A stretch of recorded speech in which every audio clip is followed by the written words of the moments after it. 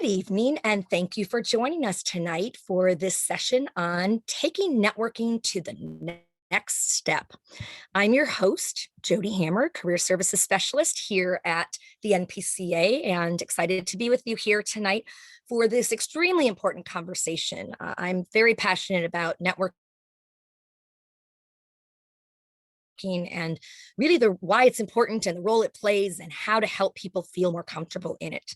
So this one is, of course, titled like taking it to the next level. So I'm sure several of you or many of you have maybe already taken that networking webinar that we did in the past, and I'll be referencing that. And there's a few of the slides that I'll actually be sharing, but I will definitely have room for questions and such as well. And we'll talk about some of the more the more advanced types of networking. And okay, so I know the basics of networking and why it's important, but how to really take it to that next level and have it help you tremendously in your job search and all aspects. So let's go ahead and get started here.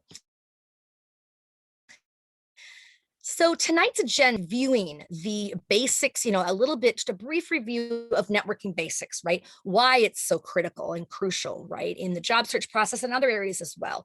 And then we're going to move on to some of the more advanced techniques and some of the things you really want to, if you follow these strategies, it will help you really network like a pro and get a lot more for your investment, if you will. So, and then I want to spend adequate time, as always, but hearing from the audience. So questions you have about networking, concerns, challenges, whatever, maybe what's worked for you or what hasn't, and we can really make it into a dialogue and address those. So please don't hesitate to leave your questions in the chat box, and I will be doing my very best to check the chat box as well. We do not have our intern with us anymore right now. We're on a brief period of time that's between. So I will definitely continually, try to look at that periodically. And you can always, at some point, if we're talking about something and I'm asking about questions, you can always unmute and ask as well. I think we have a small enough crew to allow that.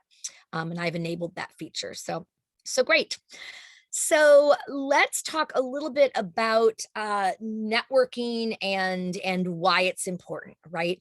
When I generally ask people, how do you like networking? How many people like networking? And I generally say, okay, put your hand up if you like networking. So does anyone in this crew like networking? I'm just expanding my crew here to see who we have. Who in this crew, just do your raise hand or your, if anyone does like it, great. So Elena, wonderful. Anyone else in the camp with Elena and myself? I actually like networking too. That's great if so, but I totally understand if not, because generally I get excellent. Ronnie too. That doesn't surprise me at all, Ronnie, knowing you and what you're like and be someone who enjoys meeting new people and networking.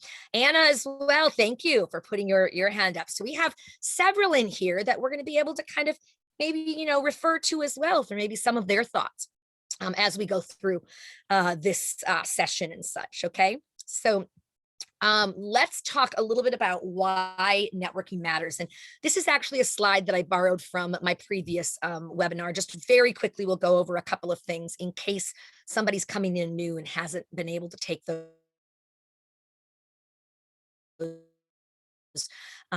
listen to those past links in the follow-up email that you all receive after, usually within 2 to 3 business days, you get the follow-up with links and all of that as well. So why networking matters, right? You have, it matters because this is our reality day in terms of who gets the jobs, right? People hear about jobs through other people. And that's how it goes. That is how it works. And so it's really important to be able to network, right? And for example, when you look at these here, 50% of applicants who, heard about the jobs they got hired from, right? 50% heard from a friend. So a personal contact, right? That you already have, right? Have heard about it in 2 different ways even, right? And 35% found out about them through, on social media, right? So that really tells you that your connections, your contacts are key in today's job market. So it is really important whether or not you enjoy LinkedIn, doing networking and going on LinkedIn and doing all of that stuff, or whether you hate it. I'm hopefully going to change your perspective a little bit on networking, or help change that perspective from that it's slimy, it's I want to get a job based on what I know, not who I know, those kinds of beliefs, to the reality of this is the reality, right? A lot of people will trust their connections and hire somebody who knows somebody. And it's not just to be giving it to an insider, if you will, right? Although, of course, if you are an insider in the organization, you have a huge leg up to start with, right? But the networking aspect, it's because hiring is such an expensive endeavor. It's a risky decision if you think about it, right? When you go through the traditional means, and that's generally how I've been hired. They are taking a chance on you without really knowing. I mean, they've gotten this snippet of you, which was for example, the snippet that was how you did in the interview, right? And not and how you, maybe what your references said about you, weighed into it.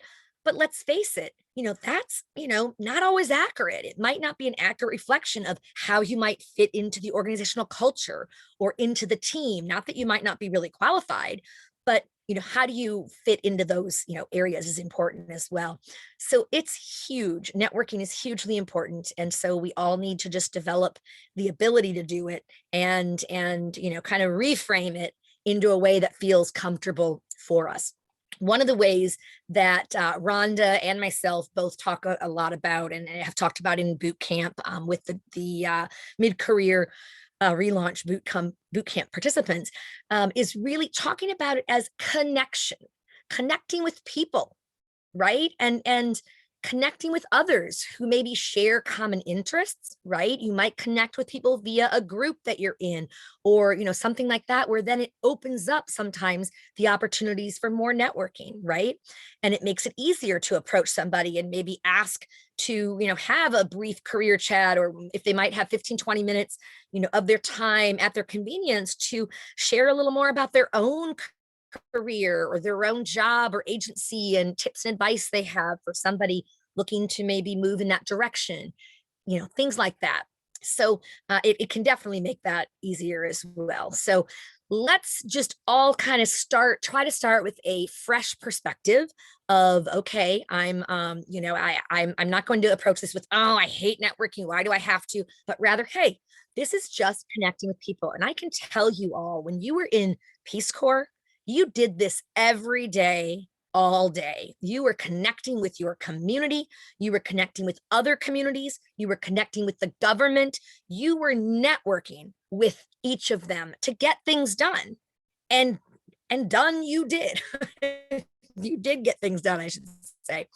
So you have done networking in the past successfully, and you can do it. Some people are a little more maybe shy about oh, I don't really like to talk to people, and so we try to reframe it as well in find something that's a commonality, and listening. And I'm going to talk about that as one of the steps that's really important. And a lot of times people who are hesitant to network would be some of the best networkers because they're good listeners. They're not just going in, hi, my name's Jody and I'm the career, and like going and right into and wanting to. You really want to actually listen first, and you want to get that lay of the land, and that can really, really help. And Ronnie just said here, most of my best friends started out as connections. That's great, Ronnie. Exactly. And you won them over in those connections, and they decided they wanted to get you to know you more. And so that's a really good point. Thank you, Ronnie. I really appreciate that. Um, all righty, let's see. Oh, some folks are having some trouble with computer stuff. We get it. I know. And if you have to drop off because of that, I completely understand. So wonderful. Let's keep going here. It's also important to network because we said, like, the job search, and because of the job market and how jobs are filled. But I wanted to find a little bit about the hidden job market. And this is just one other slide that I wanted to go through that's also applicable to the intro webinar that I had done, you know, many jobs, up to 80%, you hear this stat, you hear anywhere from like, I hear anywhere from 60 to 80, right? Jobs that are available that are never officially posted. So they're never like posted on the website as this is our position that we have available, you know, in other areas where they might, you know, post it. It can be hired from people that they know through connections and people they know would be a good fit because they've had interaction with them. They've maybe they've been in the same kind of groups, so they've been at the same types of professional networking events, and they know that, wow, this person would be great. Let's take a look.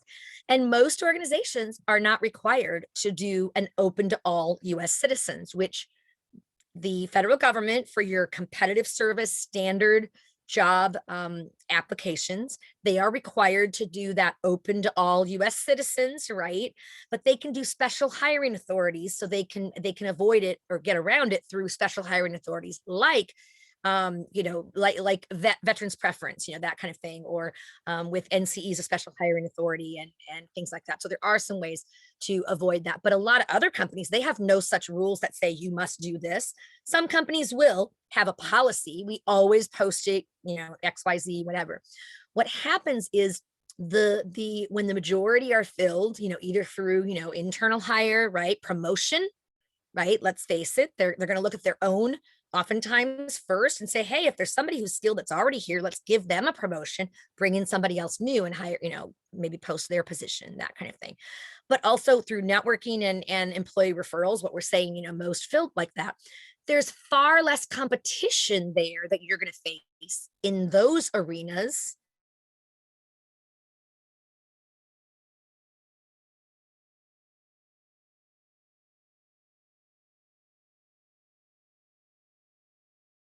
Posting, right, to jobs boards, because once it becomes officially posted, that's when you get into hundreds and hundreds are applying, and then it's a little harder sometimes to sift to the top unless you have some kind of maybe a connection who knows about how you need to really, you know, emphasize what you need to emphasize, or maybe you are referred to somebody who works in that division who could give you a little more insight, you know, and develop. So obviously you can do a better job if you have some kind of an inside connection. So that's why it's really important.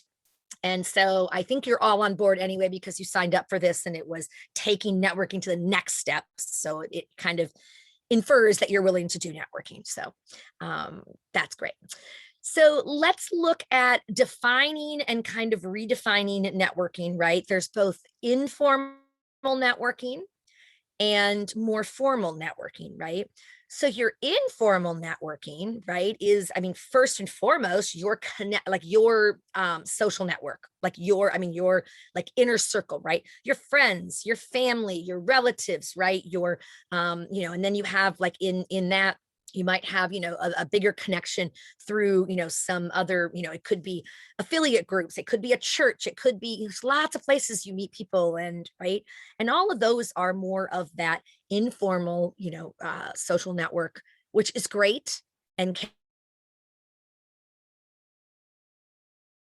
do maybe some networking and get some more information on certain organizations, or you want to hear from somebody who works, you know, in that field. It's great to tap your own inner circle, but don't stop there. You really want to go beyond that to be able to hopefully get folks who maybe are currently working at an organization that you're really targeting. And to do that, you're going to be doing, you know, more networking and using your different social networks. I mean, on the left, you see this graphic and it has, you know, the Facebook, Pinterest, you know, um, the Google Plus, you know, Flickr, all of these ones, right? There's all these different kinds of social networks, right, that are listed here. That, and you're probably not on all of them. Some of you maybe, some of you are really maybe, you know, techies and you're just into all of those, and that's great. That's fine. Don't worry if you're not on all of these, but I would definitely urge you, if there's any of them that you should be on, it would be the LinkedIn one, which is the bottom right one on that picture, right? Just the IN is the you know, the symbol for LinkedIn. LinkedIn is the biggest networking vehicle that exists. It is huge. And I'm going to talk about that more some of the stats and briefly how to use LinkedIn before we go on to some of the other more advanced things as well. So, and then your formal things, I know you probably don't remember way back when, right? When we all used to have pre-COVID, maybe conferences that were in person like this one, everyone's sitting close to each other, listening to a speaker and, all of those kinds of things. There are so many organizations you can get involved with. Groups you can join on LinkedIn, definitely do, because it gives you some additional access, which we'll talk about as well, to other people who are in that same group. It gives you that right to, IM them, instant message people, and all of that. But there are free ones that exist, right? There's all kinds of activities and events, all over, right? I mean, here in DC, in the DC metro area, I always joke that, this is an area where you can eat for free every night of the week, simply by attending different like networking events, and most of which are free. So you definitely have a plethora of them to choose from, but really all over. But I would also encourage you to think about, for example, what about your local affiliate group? The Northern California Peace Corps Association, or in Chicago, if any of you are in Chicago, CAPCA, your Chicago Area Peace Corps Association. Right out here in DC, you have the Washington RPCVs of Washington one that's huge and does a lot of different things, workshops and mentoring and all of that. You also have the Northern Virginia group of RPCVs, which is great. You have, I mean, in almost every state, you're going to have some affiliate group. Now, some are more active than others, certainly, and they'll have different, maybe, the demographics will be different in some states as well. It just depends, right, on what kind of industry that is there, and all of that. But definitely tap into those, because you have an incredible connection with already via Peace Corps. You were both in Peace Corps. That's amazing, right? And that's a huge, and I'm going to talk about that more today as well. Your Peace Corps connection, your connections. We are 220 plus thousand, thousand plus in all 200 plus thousand volunteers, trying to connect with them and to make that even bigger and more vibrant than it already is. So think about those kinds of things. You also have your country of service groups. Many countries like Ecuador, where I serve, they might have their Ecuador, RPCVs of Ecuador, or wherever you were, if you were in Mali or wherever, they would have, their groups and such. And those are great ones to get involved with as well. So lots of different kinds of groups that you can get involved, and just kind of and start with that, because it's more comfortable, right? You already have that connection. I do somebody, right, on LinkedIn or whatnot, or some other way, you have that connection. Oh, how do you know Susan?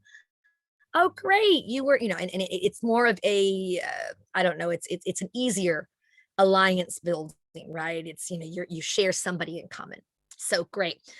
So let's go forth and talk about networking being really a key to your career growth as well, not just to finding the job, but continue networking even when you have a job you love. The thing is, even if you're in a position where you're really happy and you're not looking for any kind of career change, please continue networking, like, meeting people, because this could be maybe your time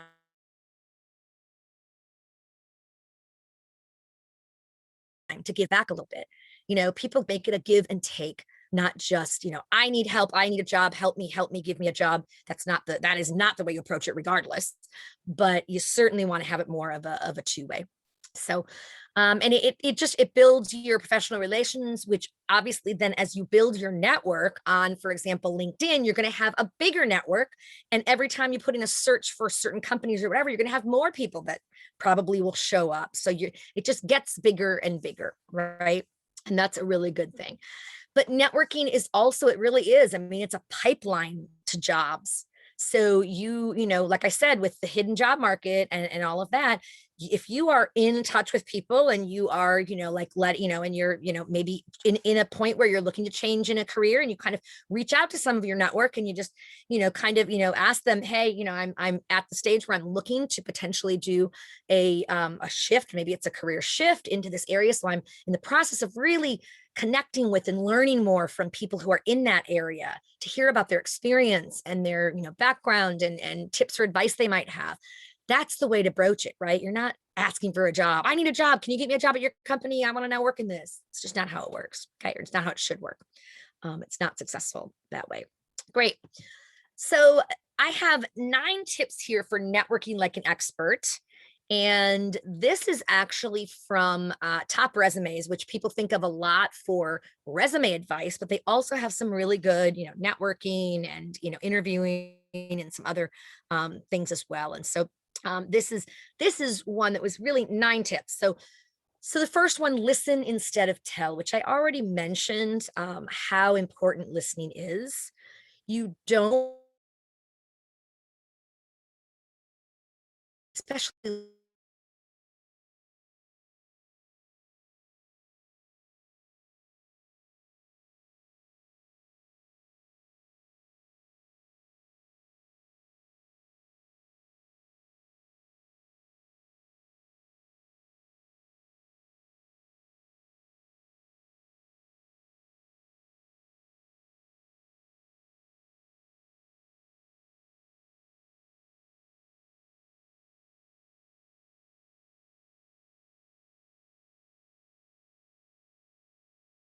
ask that first before somebody's name, which, of course you don't want to do. So first, the name. Oh, hi, how are you? I'm Jody. What brought you here today? Or, what, like, you could ask something where it's a little more of a conversation, about the two of you, and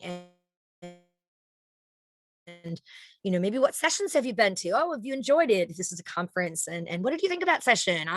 You know I went to this one. And just kind of connecting a little bit and just getting to know each other a little bit more. And then you might say, well, what field are you working in? Or what's your, what is your background? And then they'll probably ask about yours. And that's the time that you can, don't plow into it, but it's like, I've been working in marketing and sales for the last, 5 years. And I've really, I'm grateful for the experiences that I've gained. And at this point, I'm really looking to take and leverage what I've learned there in the XYZ field. And so I'm here to learn a little more about the blah blah blah, that type of thing. So it's more, it's not so much, hey, this is what I'm looking for. Do you know anyone? You don't want to say that. Okay. So great. Master your elevator pitch. Now, this is an entire webinar in and of itself, and we don't have time to go through, all of how you do a elevator pitch. But basically, just saying that you should be practicing your elevator pitch. You should be, really perfecting it, not in a, like, do it with like bullets, so that it's not just written out like, a paragraph or 2 paragraphs where you're going to learn to say it, because if you learn to say it, it's probably going to sound rehearsed. But there's different ways to introduce yourself, but really, again, it kind of comes from that, you might be talking about what your most recent, experience is. And elevator pitch is really what's used a lot of times to answer that. Well, tell me about yourself. And so you have to kind of think about crafting it. It's a little different maybe in an interview, right? Where you're, wanting to then emphasize the skills that they're really looking for. So there's different kinds of elevator pitches, but I would urge you to look at our global reentry playlist. And in that, there's under the career one, there's definitely one, if not 2, the elevator pitch. So, but it's very important to become what you're looking for, and in a way, and what skills you bring, right? So there's different thoughts about, like, do you start, you don't want to do, I was born in the Midwest, and at the age of 9 I grew, I moved to da da da da, where I no, it's not about that. It's a very snippet type of, it should be probably, maybe one out there, and you can always, breathe and then add more later, and allow them to ask questions, maybe even, oh wow, well, where in the Midwest? Oh, I was born there. And then it's kind of more of a, take, give and take, which can be nice as well. Okay. Paper's important. This is more when you're in person, right? When you're virtual, we don't, have the paper and the business cards. The business cards are really key. And again, there's another webinar on business cards And before long, this is all going to be organized on our website, where we're going to have it in different topics too, where you can just click on the topic of choice. But business cards, even if you don't have a job, you're the one who needs a business card more than anyone else, because it allows you to kind of get your name and such there. And when you offer yours, it's kind of an unspoken rule that they're supposed to offer theirs if they have one.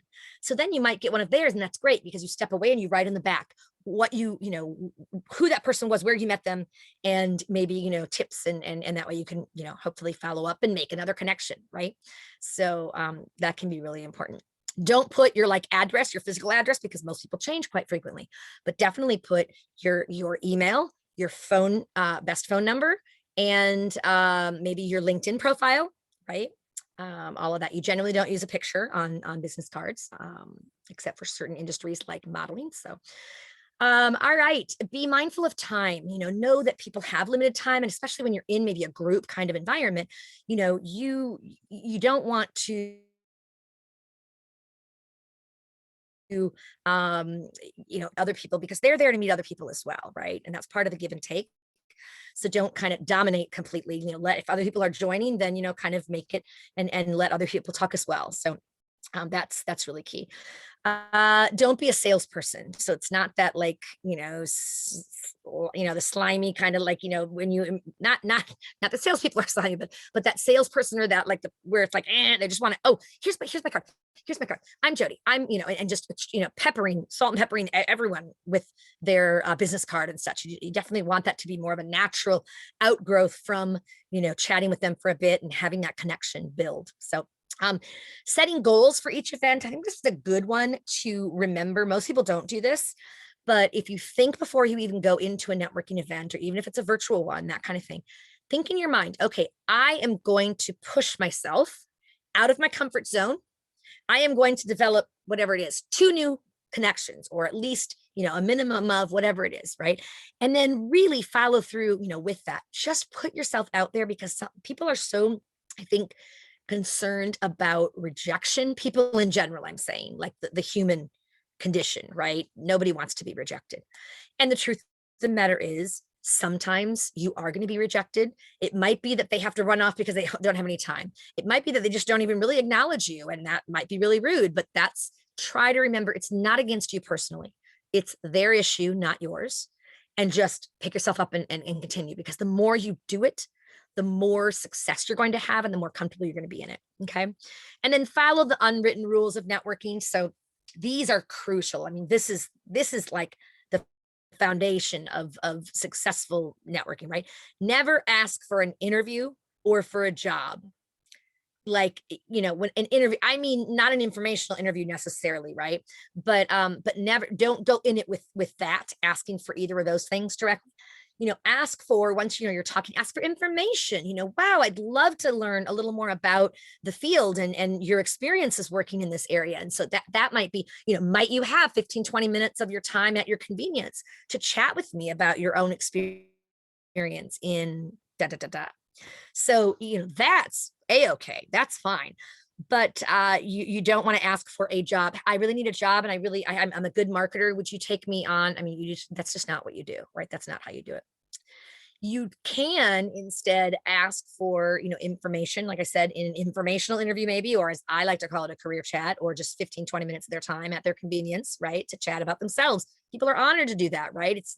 It doesn't take any prep. They're like, oh, they want to hear about me. Great, right?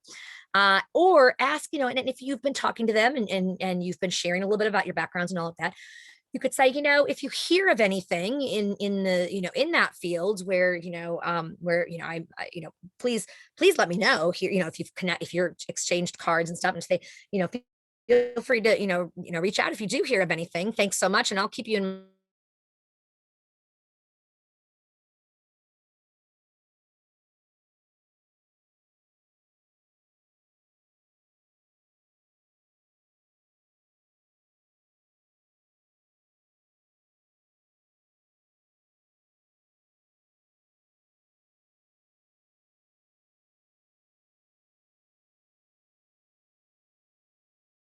conference, loved hearing about your passion for whatever, let's stay in touch. And then maybe a week or two, later, maybe you come across some article on M&E that is really interesting and you think, hey, they might love this, it reminds you of them, shoot them a follow-up and say, hey, I was just thinking of you today when I came across this article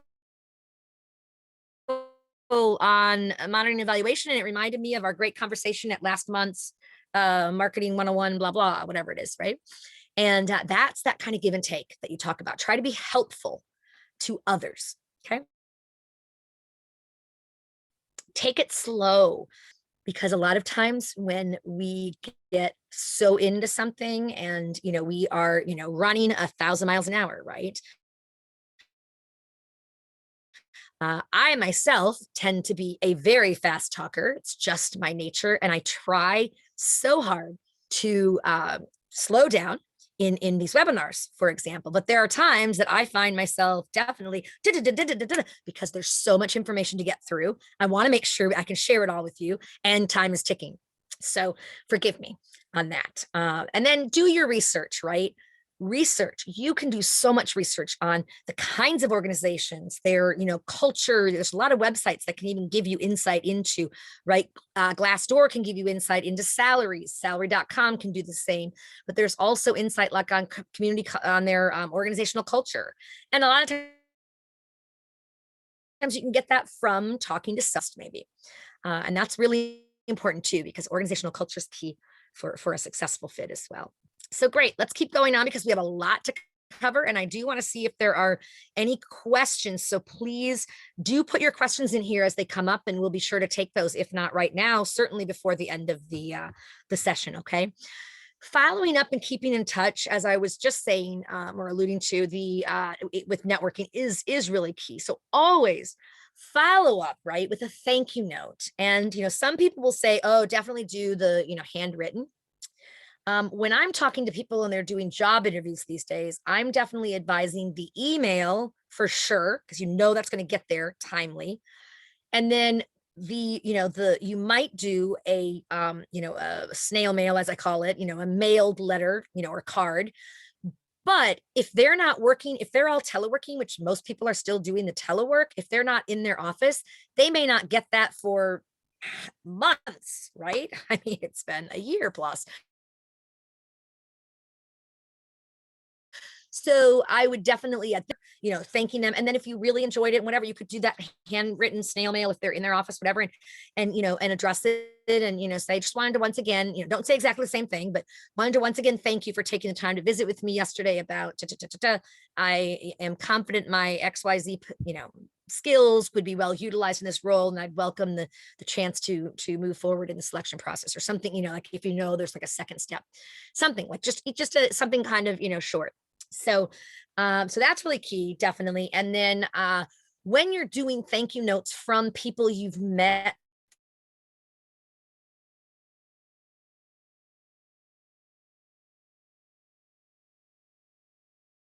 in a career fair with hundreds of other returned Peace Corps volunteers, the fact of you saying, hey, I'm the RPCV you talked to, like that's not enough, right?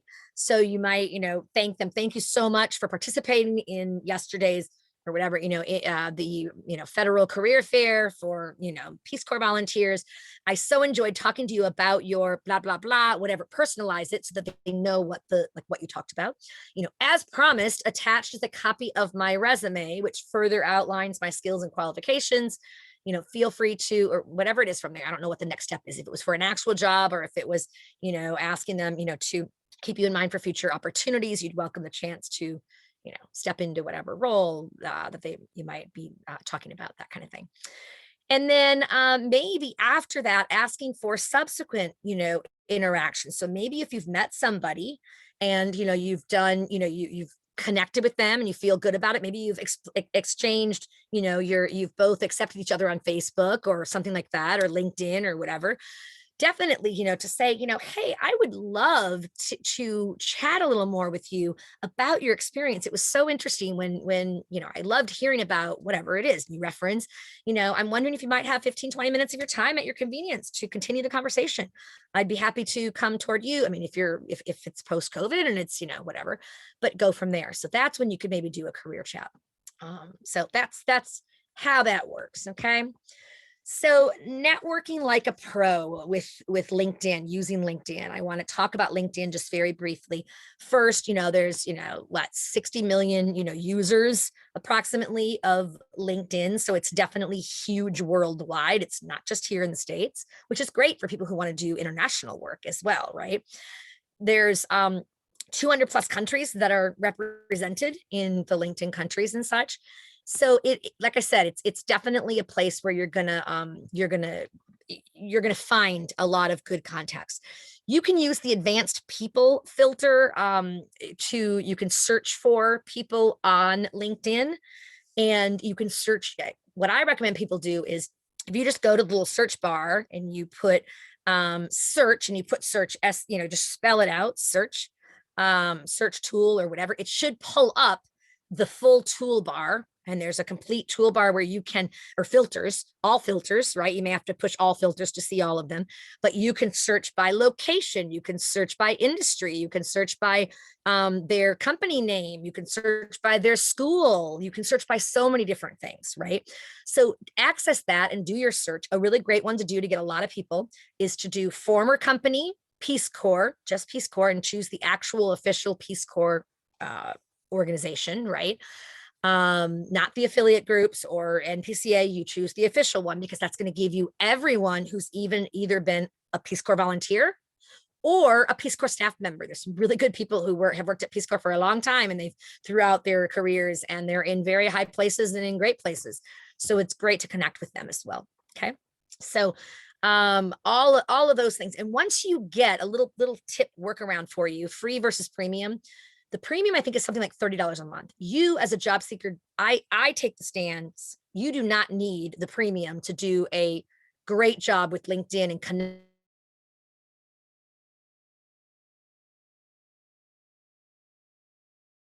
I'm going to just tell you right now, when you do that search that I just talked about, when it shows you 5 people, don't click on their name. Ooh, my connection is saying it's unstable. I'm hoping people can still hear me. If I fall off, I'll come right back on, I promise.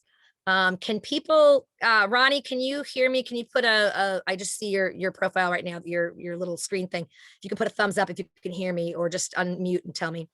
It's pretty glitchy.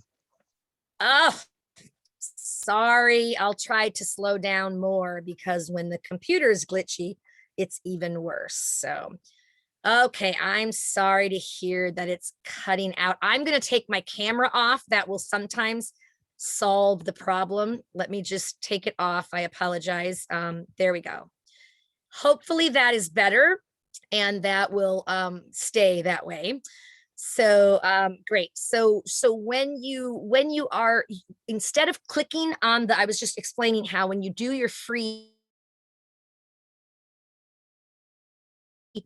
searches on LinkedIn, or how many times you can click on the people that you search if you're on the free version, right?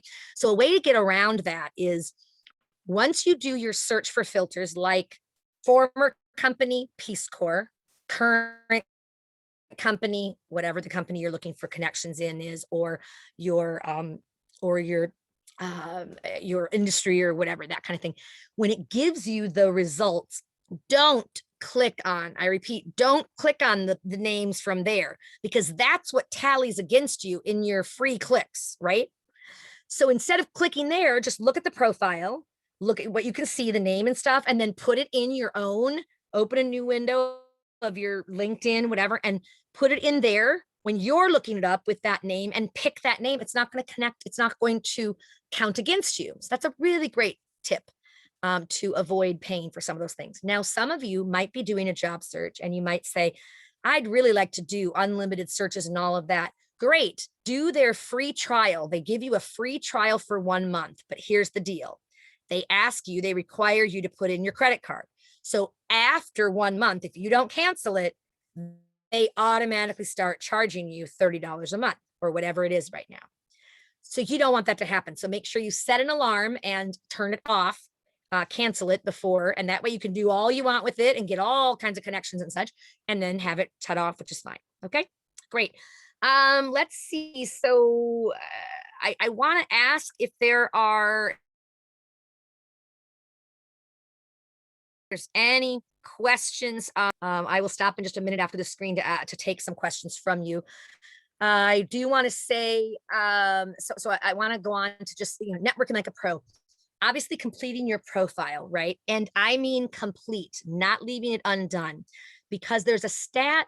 I forget where it was from, but where it was from a reliable source, and it was saying, I think it was from LinkedIn itself. 20 times your profile is 20 times as likely to be read or looked through if you have a complete profile. And that includes a picture and a professional picture. Not that it has to be professionally taken. You can get a professional picture taken from your cell phone these days with the latest and greatest and all the cell phones. It's not hard to get that. But don't use a picture that's maybe you like maybe surrounded by other people where you have your arms around shoulders and then just cutting you and saying, well, that's a good picture of me, and just having that, because that doesn't look professional. So take one that's just you close up, closer up, or your chest leveling up or something. Or sometimes people will say do it you in doing your job if you're a trainer or something. But the problem with that is it's hard to get you close enough to have that. That can sometimes be an issue. So complete your profile, do a profile, fill out the profile section, right? That gives you an opportunity to have a few sentences about who you are and professionally, that kind of thing, right? And you can look, LinkedIn has a lot of, help. And there's a lot of, if you do how to write a great LinkedIn profile, you're going to find so many great articles. My favorite sources are generally Balanced Career. They do a really great job. And the Muse, I love their stuff, but there's, Top Resume, there's lots of other ones that are, out there as well. So just work on that and LinkedIn. And I'm going to stop at that because I do want to really go on more, with the networking aspect here.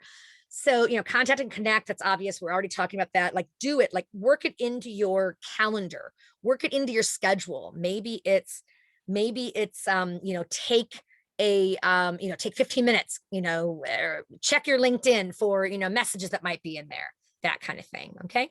So, give and receive recommendations and endorsements. That's the best way to get endorsements, is give them. So for your friends that and that they're really great at, marketing or research or whatever those different areas are, training and development, putting those, doing that for other people helps you get more of those links, which can help a bigger and help build a stronger profile for you.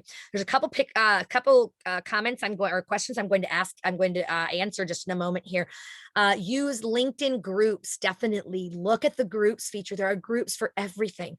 So if you're looking at the LinkedIn profile of people that you maybe are like aspiring to be, or, oh, this is the person who's in CEO, how do I become that?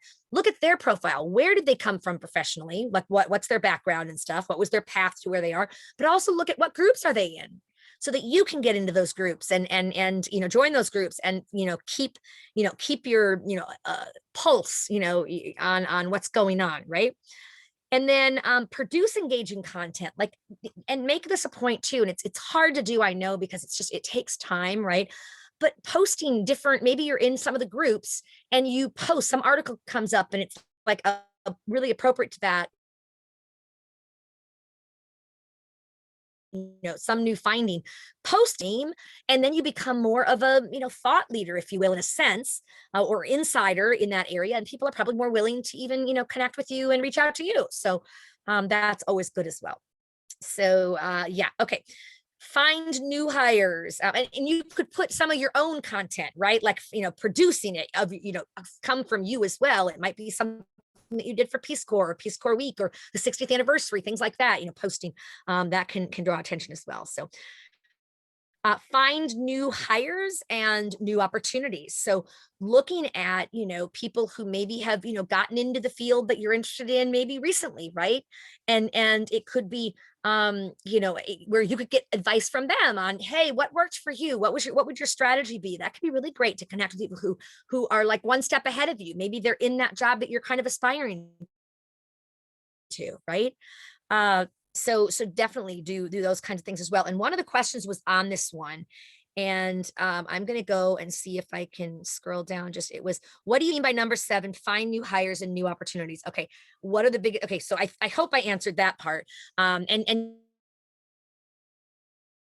new opportunities, there are so many have, they post jobs, they post, there's different kinds of, things going on. There's groups, activities, events, all of that kind of thing. So you want to keep, really culling through those and find things that might be helpful for you, right? Because it all adds up to, success. The other part of your question was, what are the biggest mistakes that people make with their LinkedIn profile? Yes.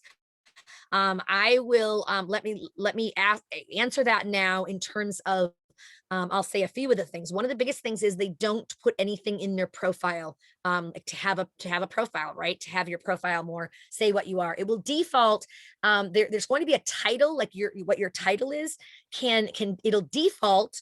And using letting it default to your current title, if you're doing a job search, may not be what you want to have it default to. Maybe you're trying to change, industries, and you're teaching right now, and you're looking to get into NGO, international humanitarian aid.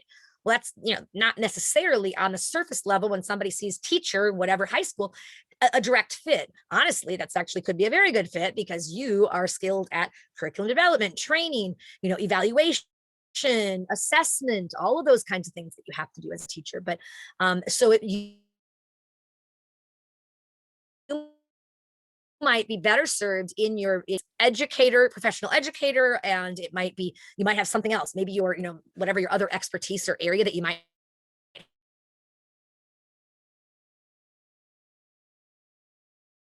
from your past that might be more related. Yep. And boosting your profile. Part of that is having it be complete, because then more people are going to really, see it, fill out all the areas, but make sure that you do it in a compelling way. You don't have to have bullets. You can do like short paragraphs. And I say short because that's key.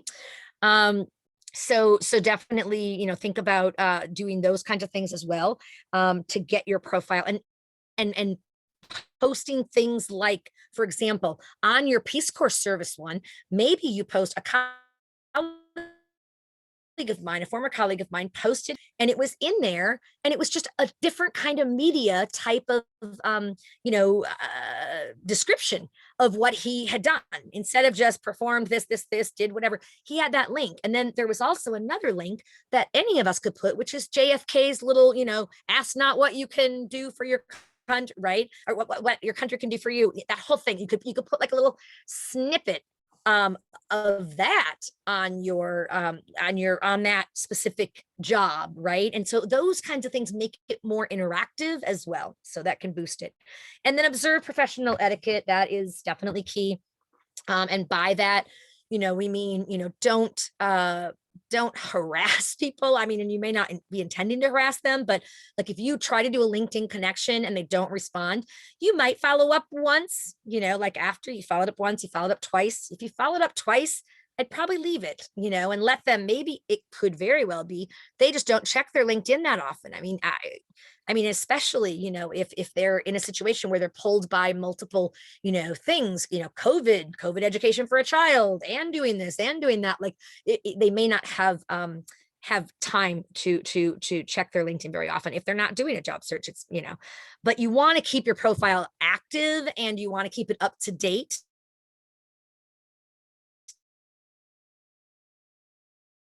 Don't let it get really outdated and then just think, oh, I'll just update. Yeah, those are probably in terms of the biggest mistakes that people make their LinkedIn profile. I would say not completing it, or not doing it at all. That's the biggest mistake, right? People are like, oh, I'm not into social media, I'm just not going to do it, I just don't have LinkedIn.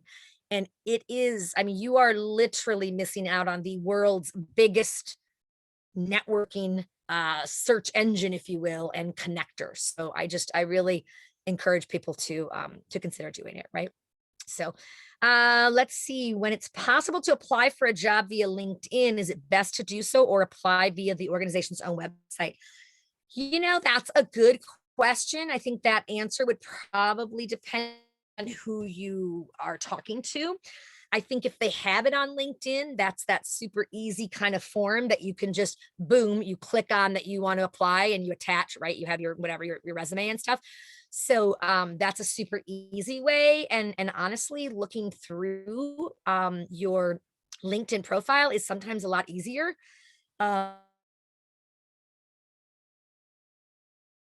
Than looking through your resume. So I would say that could be the benefits of the other. I mean, they might put it out to a lot of different areas, but who do they really look at? And that's one of the kind of insights you could get when you're when you're connecting with people and you're like, I see that, jobs with Save the Children are oftentimes I see them on LinkedIn, and then I also see their direct and on these different ones. Do you know which ones do they prefer, or which is, do I check, ask them, should I apply both ways? Should I be, that would be something to ask them as well, right? I mean, you could cover your bases by doing the direct and the other and submitting the same thing. I would be very, consistent with what you're to be consistent in that. Okay. So let's see here. Other questions. Never use LinkedIn. How can I best use the resources without revealing my current employer? Yes, Jenny, great question. And that's one of the reasons that some people have not used it, is that they're afraid of notifying their current job, their current employer, that that it will let them know that they're looking to leave, and they don't necessarily want to do that because honestly, your job could be in jeopardy, right? I mean, it's at will employment in most organizations, right? So you don't have to put in your profile job seeker or active job seeker, or whatever. You don't have to put that at all. You can also keep your profile private so that it's not searchable by different external, because if you do the standard public, it's going to be searchable by like external ones, but you can keep it private so that it's not. But if you give your LinkedIn, then it allows, you know what I mean, or it allows it to be searched. It's just that it wouldn't be shared with people who are trying to hire from LinkedIn, for example, from the LinkedIn huge amount of people that have their profiles done. So I hope that helps. You can keep it a little more under the wraps. And what you could do instead of looking for a job, you'd put XYZ professional. I mean, everybody has their LinkedIn, people who are not job searching and people who are job searching, right? So that's not going to tick them off. But what I would also do is make sure that you turn off the feature, like when you make changes. Yeah, because it's your professional presence. Thank you, Rachel. That's a good way to put it. It's your professional preference. So you really should have it. So what you could do is what you should do is make sure when you're updating, every time you're updating it, don't make that send a notice to everyone, right? Because you don't want to inundate them with, oh my gosh, are they? And then it kind of is like, what's going on with them? They're like always updating. Are they really looking, for a job? It might work against you in that way. So yeah, so you could just choose to not have it, go all public, announce the changes. Just announce it, allow it to announce it maybe when you're all done and you have it all built and you like it and all of that. Now, let it be released once. That's great. Okay. Repeat question. What's the advantage of having the paid LinkedIn? Really, it comes down to for premium, you have unlimited searches that you can do. So there's no restrictions on how many of these searches that we're talking about, these filter searches that you can do. There's no searches on that. So I always say to people, you can do it for 1 month and then cancel it. So you can do all that in 1 month and, really use it, get the most out of it. And then, cancel it before you get charged. But for recruiters, there's some more, and that's more expensive even than the individual, but there's more feasibility. There's more, it's helpful for like screening through applicants and stuff like that. So, but for the job seeker, really, there's not a lot of additional, I don't feel like there's enough additional benefit to pay the $30, especially when you're unemployed, So great. All right. You're going to be researching, your LinkedIn, your Facebook, all of that. Now, some people like me I tend to use Facebook as my personal connections, and whatever, a presence and people maybe I've worked with and that kind of thing. And then LinkedIn is more of my professional one, or, that kind of thing. So some people will use one or the other. So don't be offended if they don't, maybe accept you, or, in both, or, Facebook, that kind of stuff. So it's just people choose it differently, but you want to research in every way you can, right? And like I said, join appropriate groups, and interact with the fellow group members. Check out content they share. So if somebody shares something in that group, reply to it or say, thanks so much. This is great. Like just getting your presence there is what it comes, down to. And like I said, search for job titles, locations, and, and look for connections, right? Your alma mater is a great one too. People, they have strong, strong groups online. So get involved with those kinds of things as well. Okay. Um, Great. So those are, now I want to ask if there are other questions. I want to make sure people can put in if there are any other questions now. Take advantage of this time to just go in and put in any of those questions that you might have. Let's see. Is there any question that I've missed? If I have, just unmute yourself and ask it, please.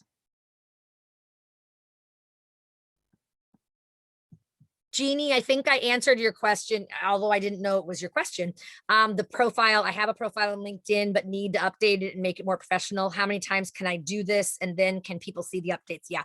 So when you're updating it, I would keep, I would choose every time when you're going out of updating it, it'll say, do you want to alert your network or whatever of this? Just push no then. But once you get it nice and you get it all done, then you could certainly say, yes, notify them, that's certainly fine. Okay.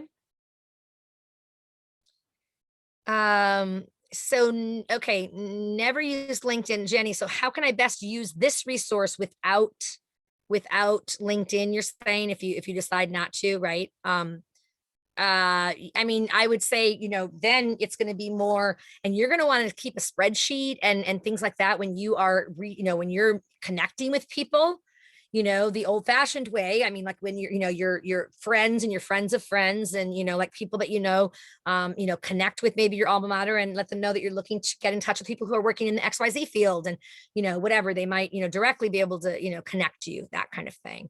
So yeah, let me just see here if there's any other questions.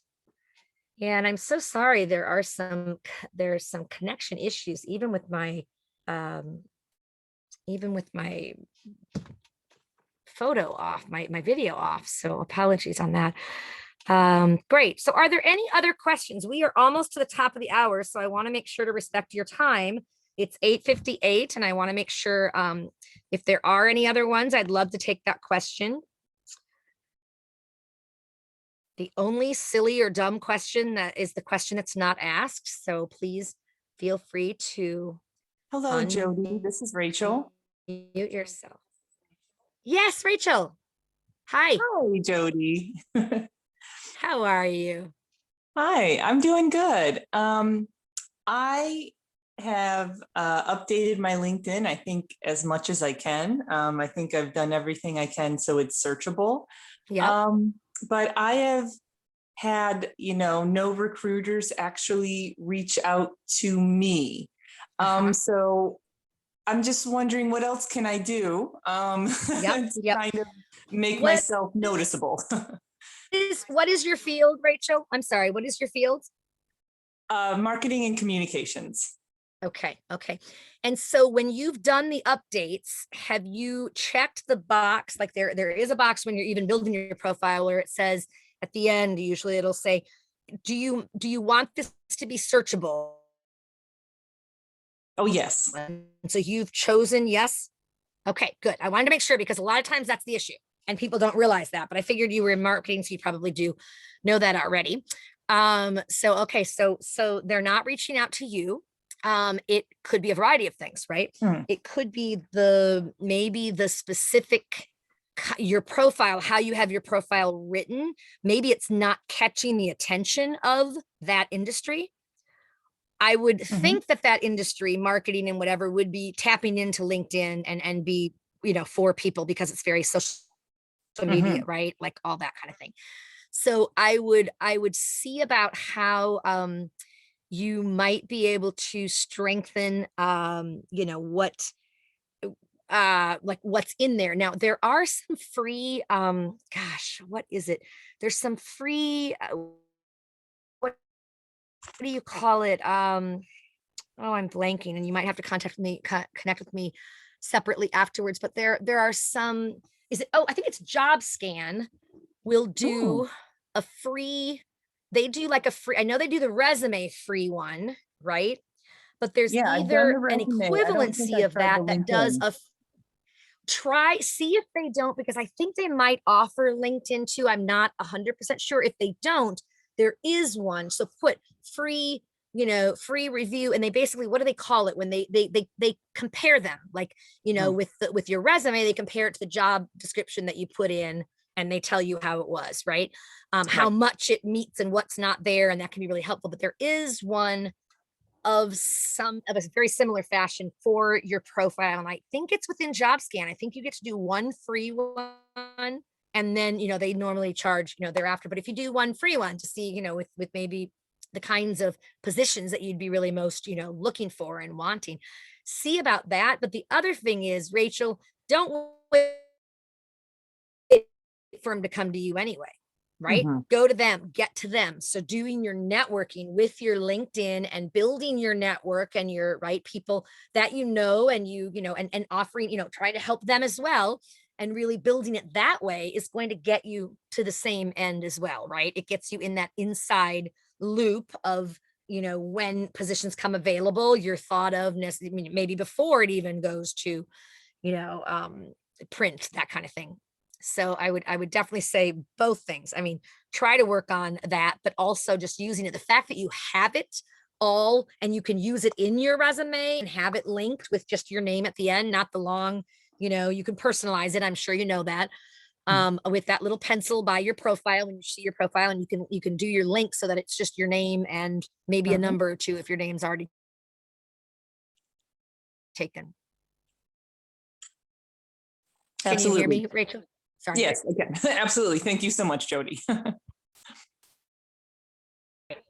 Yeah, no problem. Folks, I think are going to be getting off. That's fine. I just wanted to show you in this. Don't lead with your need for networking for a job. I mean, when you are doing a job search, not to like I'm looking for a job and need help in that whatever. Instead, I'm researching this field. Not I need a job, but it might be I'm researching this field and really looking to parlay my experiences and move into this sector. So that's more like kind of more, your path, not this, I need a job, I'm desperate, I need a job, right? So I think that's always very helpful. And this one I think people were able to see, but it was just, most valuable network contacts, are going to be people who might have the step above you, of what you're looking, you're the positions you're looking for, and that or the step above, or have had similar titles in the past, those kinds of things. And recruiters obviously can be helpful. We already talked about that. And this is just a really a follow-up of some of the, like, what it might look like to do that thank you note afterwards. And it's kind of a template, to see about maybe connecting and going from there. So and then just ways to really, build your social network and stay in touch, making it a habit, like I said, 15 minutes a day, something like that. Leverage all of social media. We talked about that a lot. Signing up for Google Alerts so you can track, maybe your former bosses, where they are going, interns, staying abreast of what's happening in the world. The last one I put because no birthdays. I don't know if any of you have a friend or a contact like this where they are so good at birthdays. They always remember your birthday. They always send that email, whatever. I mean, I had people in the past and even some today send a hard copy one. It's like, oh my gosh, they're so good, and that kind of thing is really personal and just helps a lot. So that's what I've got for you. And I am just taking myself off of sharing the screen and just wanting to know if there's anything else, any final questions you all might have. I'm happy to stick around for a few minutes and answer them. So you just let me know. And I'm going to go ahead and turn the recording off so that we can go from there. Hi, Jody. This is Jenny. Thanks, everyone.